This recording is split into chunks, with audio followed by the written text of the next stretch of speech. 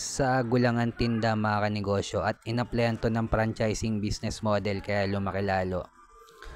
Focus in one at ipa-franchise mo yung negosyo mo. Huwag kayong ikaw yung magpa-franchise mga kanegosyo, yung negosyo mo ipa-franchise mo.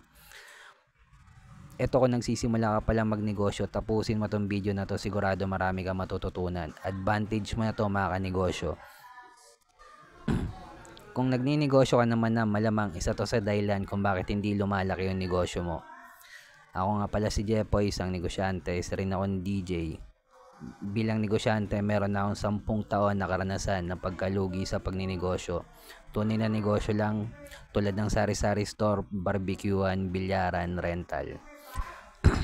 Focus in one, Focus lang sa sago mga kanegosyo, wala nang ibang tinda. Wala ka na makikitang milk tea, focus lang sa sago. Araw-araw sago lang at inaplayan to ng franchising business model ng may-ari. Kwento ko lang mga kanegosyo, way back 2015 nung naitayo ko yung sari-sari store ko malapit sa school kung saan ako graduate ng college. Graduate po ako ng marketing management sa TIP Cubao. Isa sa mga natutunan ko sa sari-sari store, ang sari-sari store mga kanegosyo, walang focus in one. Hindi natin may scale up sa level 2 business model yan. Hindi natin ma-applyan ng franchising business model yan. Distribution, manpower, software, or licensing. Bakit kamo? Kasi hindi naman ikaw may-ari ng produkto. Reseller ka lang sa sari-sari store. Habang buhay kang reseller dyan. Hindi masama ang sari-sari store mga kanegosyo. Kumita din ako dyan. Pero mag-isip ka ng isang negosyo na pwedeng applyan ng halimbawa ice tube. Huwag may sara yung sari-sari store mo. Pero yung negosyong ice tube, pwede mong applyan siya ng distribution model. Pwedeng ikaw magbagsak ng ice sa mga palengke nyo or mga kiosk or mall. Doon tunay kang kikita mga kanegosyo. Tulad na lang ng ginawa na itong sago mga kanegosyo. Focus lang sa sago.